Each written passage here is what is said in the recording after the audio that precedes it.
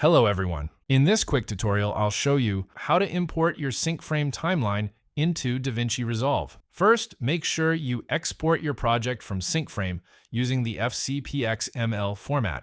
This is a standard format, so these exact steps also works perfectly fine if you are using Final Cut Pro. Once you've downloaded and unzipped your project folder, open DaVinci Resolve and create a new project. Under the File menu, select Import and then Timeline.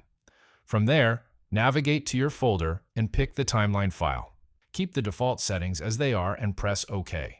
DaVinci will then ask if you want to search for the corresponding source clips. Click Yes, navigate back to your project folder, select the entire folder, and press OK. This will automatically link all your video and audio assets to the timeline. If your project includes captions, the final step is to import them. This time, go to File, Import, and then Media. Locate the caption file in your project folder and import it. Simply drag and drop the captions onto your timeline. From here, you can customize the style to your liking and even save it as a preset for future projects. And just like that, you're all set. You just made your morning coffee to start the day. A look at the